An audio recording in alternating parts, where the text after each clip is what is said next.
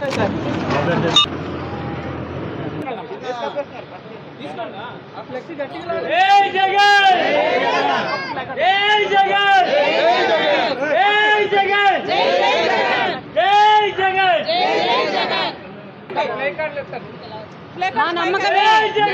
జగన్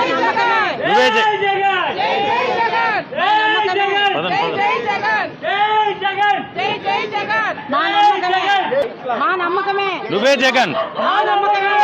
జగన్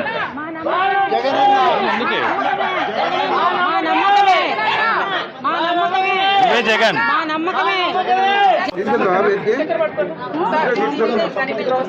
గారు పంపించారు. ప్రతి గడప గడపకి వెళ్ళి ఈరోజు జగన్ వచ్చిన తర్వాత మనకి ఏ విధంగా మేలు చేద్దాం మనం చూసాం.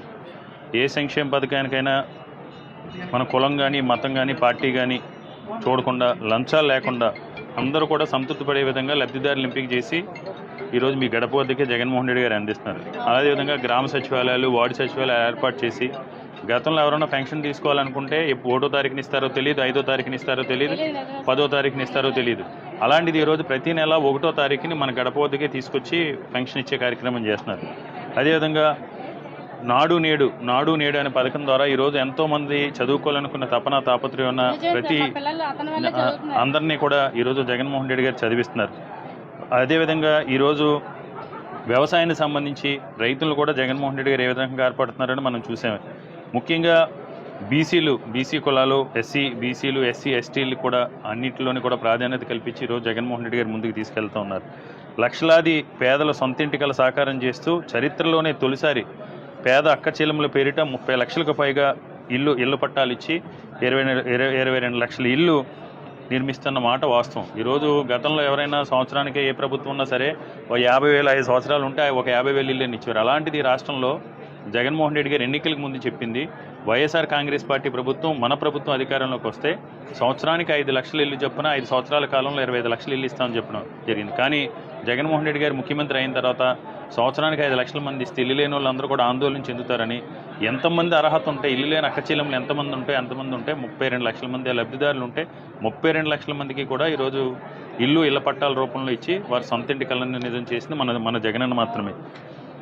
అదేవిధంగా మెడికల్ కాలేజీలు గతంలో మనం ఏదైనా మెడికల్ కాలేజు మెడిసిన్ చదవాలంటే గగనం అయిపోయేది. అలాంటి జగన్మోహన్ రెడ్డి గారు ముఖ్యమంత్రి అయిన తర్వాత మన రాష్ట్రంలో 17 కొత్త మెడికల్ కాలేజీలు అప్రూవల్ తీసుకొచ్చి అవన్నింటినీ కూడా ఇప్పుడు నిర్మాణ దశలో ఉన్నాయి.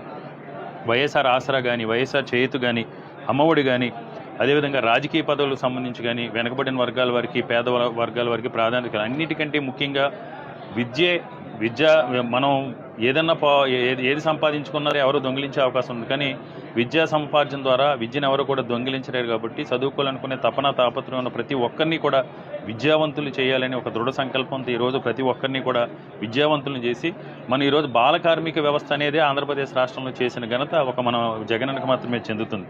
అదేవిధంగా దేశంలో అత్యధిక వృద్ధి శాతం, చాలామంది డెవలప్మెంట్ లేదని పనికిమాల మాటలు తెలుగుదేశం నాయకులు మాట్లాడుతున్నారు.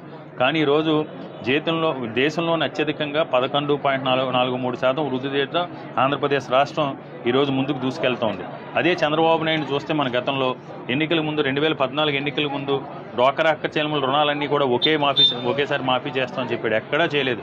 2019 ఎన్నికలు ముందుకు వస్తున్నాయనగా ఓడిపోతామన్న ఉద్దేశంతో ఇళ్ల పట్టాలు ఇప్పిస్తామని పేరుతో మన విశాఖపట్నం నగరంలో చాలా మంది చేత 25,000, 12,500, 50,000 డీడీలు కట్టించుకుని ఆ డబ్బుల్ని తీసుకెళ్లి డ్వాక్రా అక్క చెల్లెముల పసుపు కుంకుమ పేరుతో పంగనాభాలు పెట్టి మోసం చేసేది తప్ప చంద్రబాబు నాయుడికి ఏ రోజు చిత్తశుద్ధి లేదు.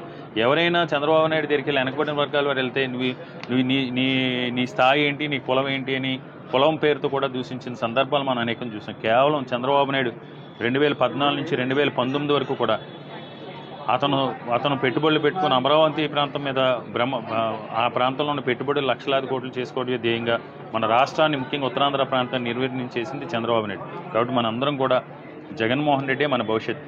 మనందరం ఎప్పుడు ఎన్నికలు వచ్చినా జగన్మోహన్ రెడ్డి గారికి అండగా నిలబడాలమ్మా. మీ కుటుంబానికి మంచి జరిగిందా? మన రాష్ట్రంలో ప్రతి ప్రాంతానికి, ప్రతి సామాజిక వర్గానికి, ప్రతి కుటుంబానికి గతంలో కంటే జగనన్న పాలనలో ఎక్కువ మంచి జరిగిందా? గత ప్రభుత్వంలో కన్నా జగనన్న ప్రభుత్వంలో ప్రవేశపెట్టిన పెన్షను, అమ్మఒడి, ఆసరా, చేయూత వంటి అనేక పథకాల డబ్బును నేరుగా మీ అకౌంట్లోకి వేయటం లేదా వాలంటీర్ వ్యవస్థ ద్వారా నేరుగా మీ చేతికి అందించడం బాగుందా? నేడు మన జగనన్న పాలనలో అమలు చేస్తున్న అనేక సంక్షేమ అభివృద్ధి పథకాలను భవిష్యత్తులో కూడా కొనసాగించాలనుకుంటున్నారా? జగనన్న పాలనలో అమలవుతున్న సంక్షేమ పథకాలు భవిష్యత్తులో కూడా కొనసాగించడానికి మీరు జగనన్నపై నమ్మకం ఉంచి మద్దతు ఇస్తారా? పేరు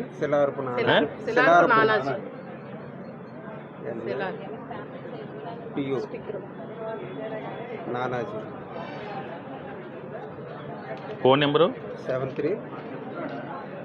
7386773308.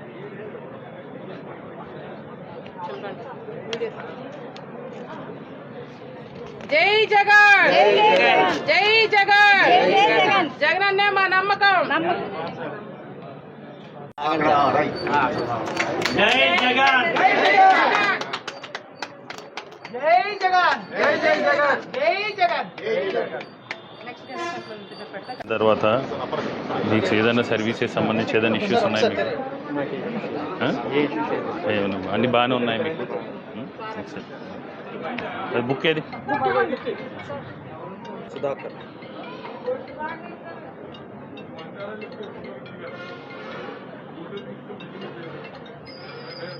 మీ ఫోన్ నెంబరు? 8144446695. సార్, ఇంతకు ముందు పాలనలో పోల్చుకుంటే జగనన్న పరిపాలనలో మీకు, మీ కుటుంబానికి మంచి జరిగిందా? మన రాష్ట్రంలో ప్రతి ప్రాంతానికి, ప్రతి సామాజిక వర్గానికి, ప్రతి కుటుంబానికి గతంలో కంటే జగనన్న పాలనలో ఎక్కువ మంచి జరిగిందా? గత ప్రభుత్వంలో కన్నా జగనన్న ప్రభుత్వంలో ప్రవేశపెట్టిన పెన్షను, అమ్మఒడి, ఆసరా, చేయూత వంటి పథకాలు డబ్బును నేరుగా మీ అకౌంట్లోకి వేయటం లేదా వాలంటీర్ల ద్వారా మీ చేతికి అందడం బాగుందా? నేడు మన జగనన్న పాలనలో అమలు చేస్తున్న అనేక సంక్షేమ అభివృద్ధి పథకాలను భవిష్యత్తులో కూడా కొనసాగించాలా?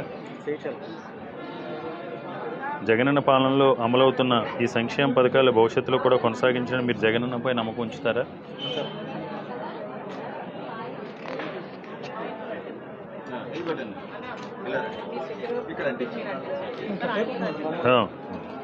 ఆయనకి ఇచ్చేయండి.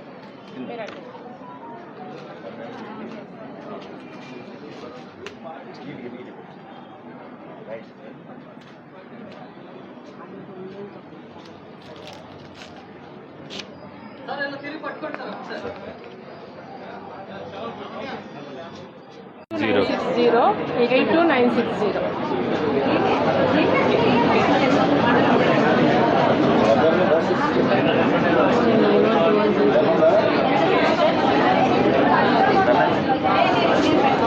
కట్ అయిపోతుంది. మీకు కాల్ వస్తుంది.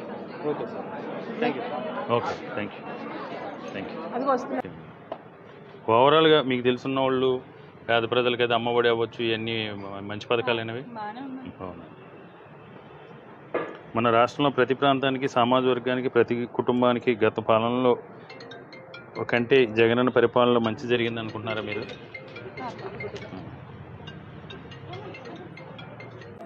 నేడు మన జగనన్న పాలనలో అమలు చేస్తున్న అనేక అభివృద్ధి పథకాలని ఇప్పుడు ఏదైతే అమ్మఒడి కావచ్చు, ఆరోగ్యశ్రీ అన్నీ ఇస్తున్నారు. మీకు ఆరోగ్యశ్రీ కార్డు ఉందా?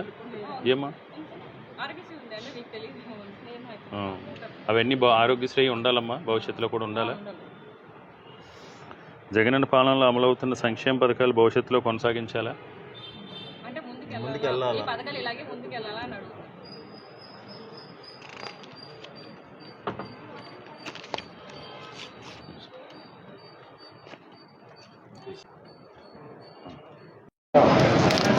మా నమ్మకం నువ్వే జగనన్న, మా నమ్మకం నువ్వే జగనన్న, మా నమ్మకం నువ్వే.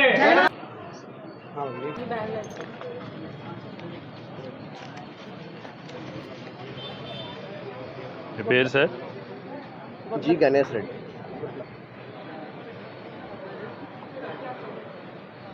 ఫోన్ నెంబర్ అండి? 94925333. 295. సరే, ఇంతకు ముందు పాలనలో పోల్చుకుంటే జగనన్న పరిపాలనలో మంచి జరుగుతుందని మీరు భావిస్తున్నారా? జరుగుతుంది కొంతవరకు.